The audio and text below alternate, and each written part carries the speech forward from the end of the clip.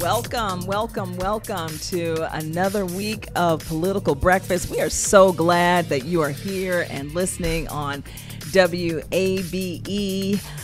With me today, of course, is Democratic Strategist Tharon Johnson. He's here. And in for Brian. Brian's taking a day off. Is Ben Burnett of the Ben Burnett Show, a podcast dedicated to Georgia politics and a whole lot of other things. We're so glad that you're here with us today, Ben. So hello, happy Monday to both of you. It is so good to see you, Lisa and Tharon. I'm always appreciate to be the AAA guy behind the scenes when Brian Robinson, the big leaguer, needs to take some R&R. Yeah, and you were just treated to a little entertainment here. We were teasing Tharon about his office there and his bookshelf behind there. And So for those of you all who listen to the podcast, just know that my office has been a fluid process. It's in transition. So Lisa and Lily and Brian talked so bad about my old sort of backdrop because it was just full with things that were unorganized. But today I got my Eat My Chicken. I got my Eat My Chicken sort of doll that my son Tatum likes to play with. This is my trophy from when I went and played in Scotland with a bunch of guys. Rest in peace to Terrence Herron, the guy who passed away, dear friend of mine who worked for Microsoft. Of course, the Masters bag, and then I think I got this Success light bulb from Metro Chamber. So shout out to the Metro Chamber. So I'm covering all bases today, Lisa, with my backdrop. But here you go. B is our interior designer. His name is Brian Wofford. Free publicity for B, as we call him. My wife's office is done. I mean, I can actually next week I'm going to shoot from her office and let you see how great it is. Waiting for yours. It's got like furniture and everything in it. Oh man, it's got furniture. Her degrees are framed in. She's got photos up of her and the family. She's even got this really nice glass case. You can look over and see things in there, historical. But you know, men, we're a little slow to do things sometimes. But I'm getting there. You got your Eat Your Chicken dog. Okay. Lily Oppenheimer, our producer, she's also taking the day off, too. So we miss you, Lily. Wish you were here to see this as well. You guys, it has been quite a week. We were off for the holiday, 4th of July holiday. Hope you both had a great one. But that talk about our President Biden, has been nonstop. It did not take a day off, and it's heating up again. And Tharon, kick the conversation off. What are you hearing from fellow Democrats about whether or not President Biden should stop right now and throw in the towel and save the Democratic Party in this race for the White House? Well, I was quoted last week in the Atlanta Journal-Constitution. Our fellow colleagues over at Politically Georgia, Greg Bluestein, called me and he said, what do you think? And my sort of headline led that story, and it was a story about Democrats' reaction to the debate performance from President Biden. And what I said to folks is that we need to just calm down. And I went on to say, Lisa, we need to calm down because, look, as Republicans and Democrats and most people said, and even the president himself, it was not a good debate performance. It was not a good night.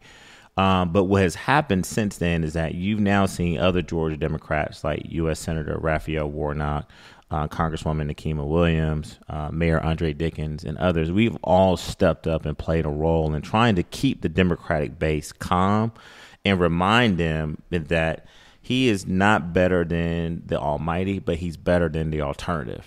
And the alternative is Donald Trump, which, by the way, the Republicans that I've talked to, Lisa, will tell you privately, they're terrified. They're still terrified of Trump. But what gave me a great sense of optimism is that the Democrats and Republicans that I talked to, particularly white men and Republican side and black women, the base on the Democratic side, they all talk about how good of a man Joe Biden is, how he's a good man. He's a better person. He has better character than Donald Trump.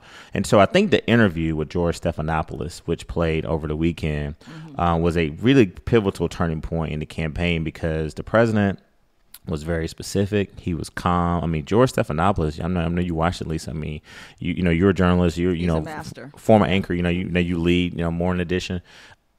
When people come on your show, they know you're going to be fair, but you're going to ask them the hard questions. And so I applaud the president for being a patriot again and answering the tough questions. Now, did he have some moments there where you did say, man, this guy's old? But I just want to remind our listeners, Donald Trump is old. And Donald Trump, if you look at him on the stump recently, he's not going on an all-out assault against the debate platform. I mean, he's been kind of like, mixed on that, but there's just some rambling going on. I mean, there's some rabbit holes, Ben, that he goes down. I don't know what's down there, who's down there, and what he's eating, and if he's going to even come back up when he's done going down that rabbit hole.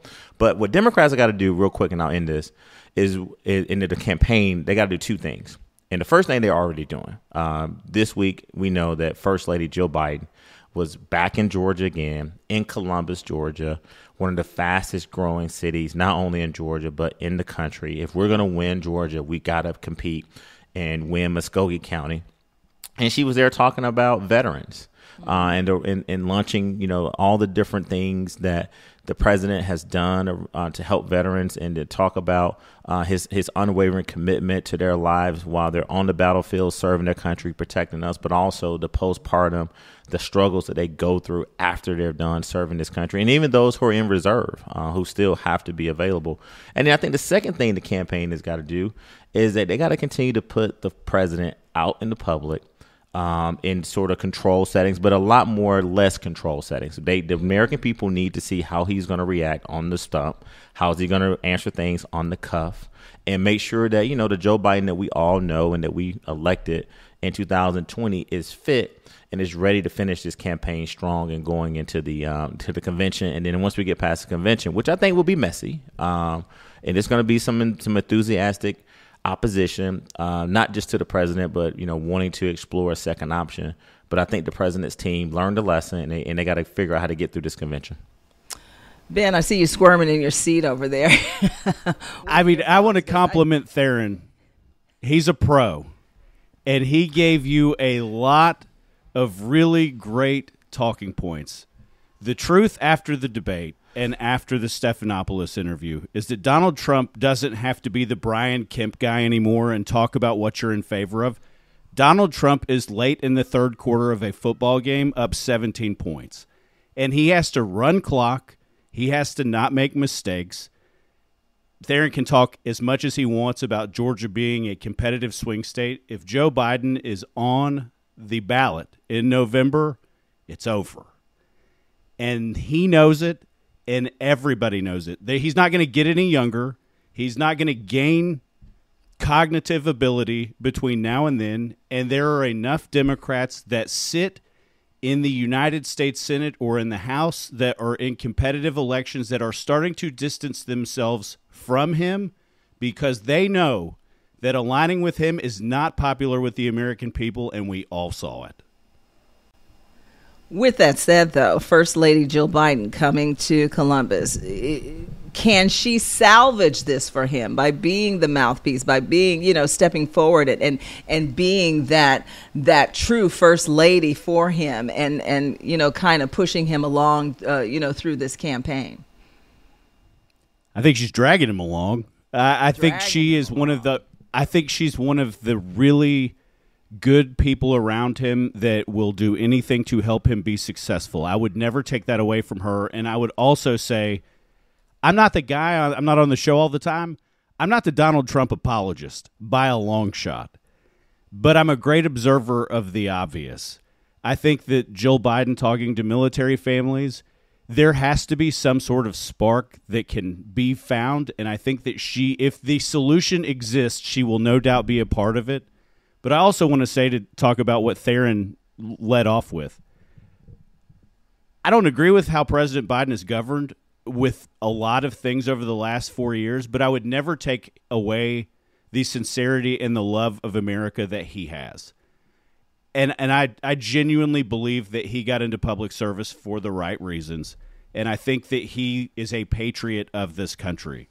But being the right solution moving forward is it is not him. And the Democrats have got to come to that conclusion on their own with the quickness. Yeah, I don't think anybody doubts his sincerity or his compassion or his dedication to this country. But I don't know, Tharon, Congressional Democrats, they're returning to Washington today for the first time since the debate and since that interview. And, more and more, it seems, are stepping up saying and openly saying that Biden needs to step aside. And I don't know what is that doing, to the Democratic Party. What is that doing to the presidential race? And then what is that doing? How does that filter down here in Georgia? Well, House Democratic leader Hakeem Jeffries did a phenomenal job of having a conference call. And we all heard about this past weekend on the Sunday shows. The leader got some of the ranking file Democrats together just to have a conversation. So that was sort of a prelude leading up until them returning this week to Congress. Now, look, are there going to be some Democrats in the House and the U.S. Senate that are going to quietly sort of questioning about the best path forward? Absolutely. I've worked for a lot of different politicians, Lisa, and I remember Congressman John Lewis used to always tell me that one of the things that's always fluid in congressional politics is self-preservation. People are always thinking about themselves, right? And so, yes, that's on the Democrat and Republican side, because when people were thinking on the Republican side that Donald Trump was going to bring them down, they were very concerned about them losing in their states, and some of them did. And I think that we got to remind people that it's okay to have a conversation. It's okay to question whether or not the leader of your party is going to help themselves and help you. But the thing that I think that was really interesting to me, Lisa and Ben, is that when you talk to people who are in these campaigns, you did have Senator Mark Warner sort of say he wanted to have a conversation with Democratic senators about encouraging the president to possibly drop out. But I saw a man on television this weekend, President Biden, that was defiant to go on. And let's just call it what it is. Anybody is not going to tell the president what to do. It has to be his decision. He has to make the best decision for his family and for himself and for the party. So Jill Biden being in Columbus and Georgia shows, and I push back respectfully on Ben, that Georgia is still in play. There's no way they would be sending the first lady to Georgia again if they did not think that there was some type of pathway.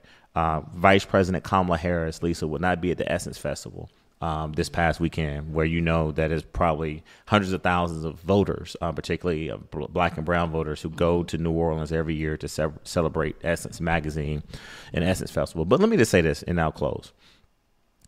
The thing that we got to do as Democrats, man, we got to stop all this panic. I mean, really. Now, there are people who are very close to me that are like, hey, man, can we at least look at what the process is? And shout out to Donna Brazile, who I think did a really good job on television this past weekend. She talked about how really the people that would ultimately decide the president's fate, other than himself and his family, are the delegates. And the delegate process, most of those delegates have already pledged their support to President Joe Biden. And so you got to watch the delegate process. But the other thing that we got to do as Democrats, look at Republicans, right? B-Rob and now Ben is coming on this show. Deep down inside, they don't love, and he said they don't love Donald Trump. They don't love everything about Donald Trump. There's some things I willingly admit it. Really, really dislikes him. Yeah. But what they did is, this is what Democrats have got to do.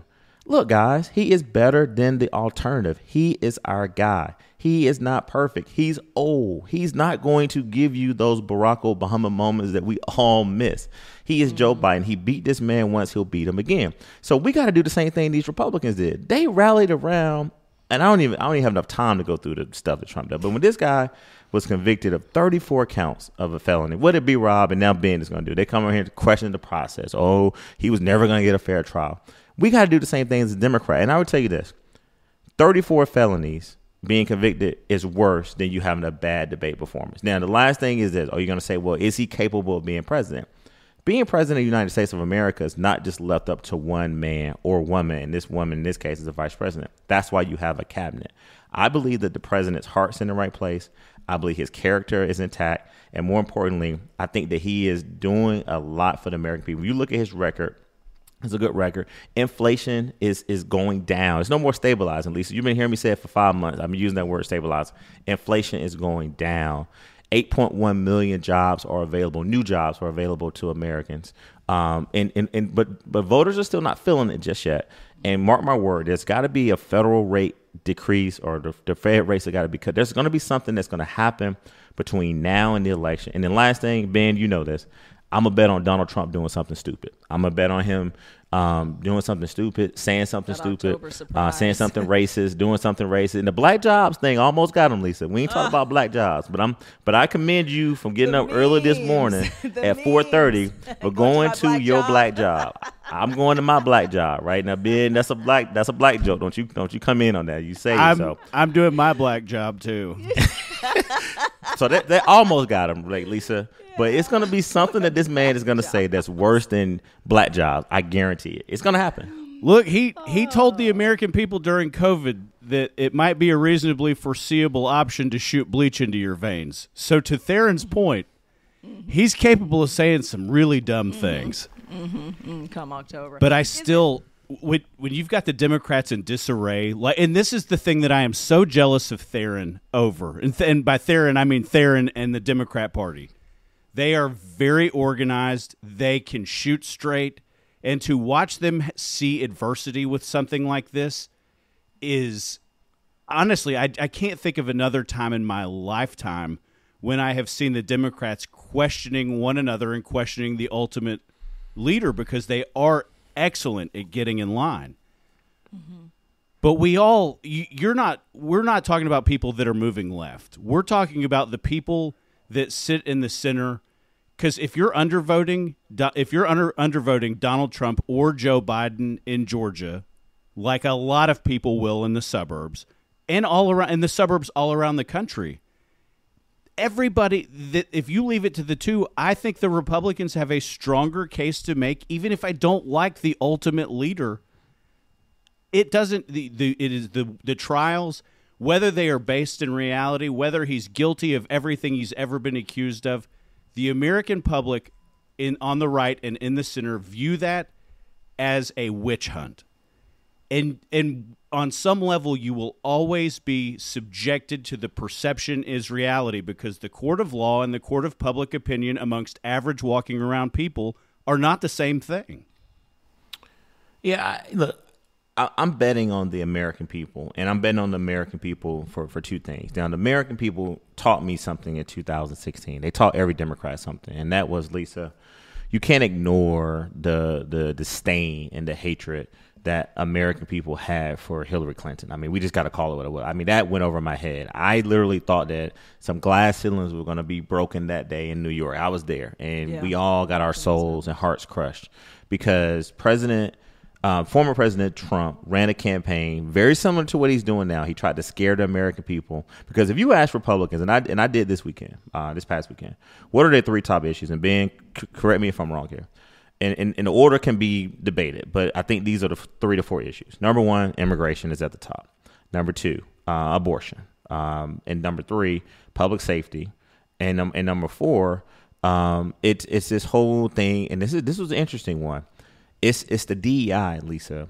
A lot of these white parents and grandparents are very concerned about their daughters and sons and their grandkids being passed over, not able to compete and get jobs because there was such a huge commitment to DEI. And I think I'll add a fifth one in there, Ben, correct me if I'm wrong, but I think the other thing is, of course, what I heard was about the economy. Now, if you ask majority of the folks who are doing well, middle class up, I think that they would tell you that they look at their accounts, they're doing fine. And B-Rob always reminds me, it's not those people who are going to decide the election, it's the people who are working 2 and 3 jobs that are not middle class. And he's right. Yeah, but we got to talk about this, because we saw a group of people covered their faces in Nashville, Tennessee, marching with American flags, right? And got out of U-Haul trucks. I don't know if y'all saw that clip, right? So it's this sort of brewing sort of thing that's going on amongst white men who are Republicans, who are very concerned about these DEI programs, but they're more concerned about their family, particularly their children and grandchildren, being able to compete. And that's why you've seen this sort of attack with DEI. And Trump doesn't go after it specifically, but it's subliminal when he talks about immigration and how they're coming over here taking these jobs, right, and turning around the economy. And he definitely does the fear mongering when he talks about them coming over here to kill, innocent people, college students and others. And so, Ben, correct me if I'm wrong, but from the Republicans that I talked to, immigration at the border, abortion, and public safety, keeping their family safe was like the top 3 issues that I heard. The only one I would disagree on, and I think that it is more, I think the Republican stance of states' rights over abortion, in my opinion, is incorrect. I think it is a federal issue. We can argue about that later. That's an entirely separate conversation because a life is a life, whether you live in California or Alaska or Hawaii. It should be defined the same way everywhere. Totally separate issue. But I do think that the DEI initiative, as you have seen things like Leah Thomas, which I think that marginally left-leaning Democrats look at right now and think, God, what are we doing? How in the world are we going to let a biological male compete for NCAA championships? And when you have the moral high ground on an issue, Tharon, and the Democrats aren't any different, you take it. And the Republican Party knows that those types of issues, although it may become mainstream down the road, it is not as mainstream today. And who my daughter ultimately competes against with respect to her athletic competitions or what have you as she gets older needs to be protected. And the Democrats lose on that issue in a huge way. And I know that might not be popular with the NPR WABE base, but I'm telling you the truth.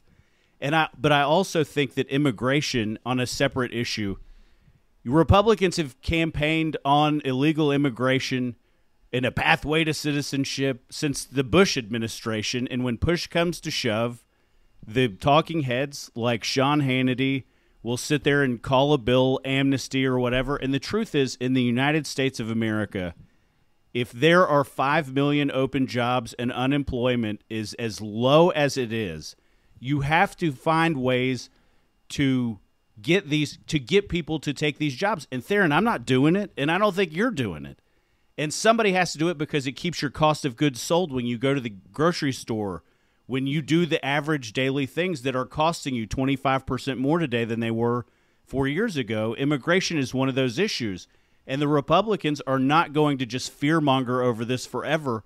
On some level, they have to get into the solutions business, and I am hopeful that if there is a second Trump presidency, that he actually talks them into his senses, because there is a disadvantage to being a lame duck, but there's also a tremendous advantage to doing the hard things when you don't have to run again. And I hope that he should know as well as everybody, being in the construction business, that labor matters. To our listeners, what you just heard from Ben is, and let me just be very clear, we win this race simply by doing a lot of what we did in 2020. You got to have a strong base turnout. And I think that the bad election, the bad debate performance, while it was, creating a lot of dissension amongst the party, people are definitely more paying attention now. Like people are really paying attention. So we got to get the excitement level back up, right? And if you look at what the campaign, go back to what the campaign is doing, they're trying to refocus this back off Biden and his age and his debate performance to back on Trump. But for our listeners, Ben, I want to commend you for articulating what I couldn't have done it as well, because clearly, you're in those circles more than I am. But Lisa, we as Democrats, we got to figure out a way to give those solutions to what Ben just talked about, right? And surprisingly, not every Democrat is as far left on this issue as you think, Ben. I know you know that. I'm not saying you think they are. Like, there are a lot of people on the Democratic side who want to have a conversation about transgender sports, right? I'm not one to not sympathize with those families, because I know parents who have transgender kids, right? And I know transgender Americans, and I know what they've been through. So I have a tremendous amount of empathy and sympathy with them. But when you get into whether or not and how they play sports and how that makes parents feel, that's an issue that Democrats have got to talk about. And Lisa, we can't be afraid to talk about it. And then as Ben just talked about immigration, look, we are a country that was built on immigration, right? Migrants built this country. Migrants and immigrants have actually been able to sustain the economy here. And there are all these jobs that we're talking about. These are good paying jobs that Americans have available to them. And so if they want to come to this country, and a lot of these immigrants, what I've been reading more of, Lisa, is that there are people who have left the country legally and they want to come back in legally. And if those folks want to do that, then the government, that's just an easy fix. Let's figure out a way to get people who were born here, who left for whatever reason, who want to come back, go through the process, who want to work, who want to actually have a family, have a better way of life. Let's get those folks back over. And so the president, I think, is going to have to get more conservative on immigration reform and more conservative at the border. At least I've talked about this for 3 months. Democrats criticized me when I said this 3 or 4 months ago, but I knew that this was going to be an issue that was going to come up. And so, Ben, thank you for just, going there and telling us what Republican voters are thinking. And the fact that you are honest enough to say, hey, look, this is something that Democrats have got to be more vocal on. I think is a key to us winning, because we got to get the turnout and we got to persuade folks as well to vote for Joe Biden. Yeah, and it'll be interesting. The Republican National Convention a week away, so it'll be interesting to hear what the platform will be when that time comes. Ben, it's a pleasure to have you, and always a pleasure to have you. And you're going to join us later in the week, and we're going to talk some more. Tharon, you've decided on Biden, but I still want to talk about Kamala Harris. People are still. Let's go. That's my girl now. I can talk about Kamala. Talk about Kamala. So we're going to talk about Kamala later this week. So we hope you'll join us for our second edition installment of Political Breakfast. So we'll see you then. Thanks, guys. Thank you, Lisa.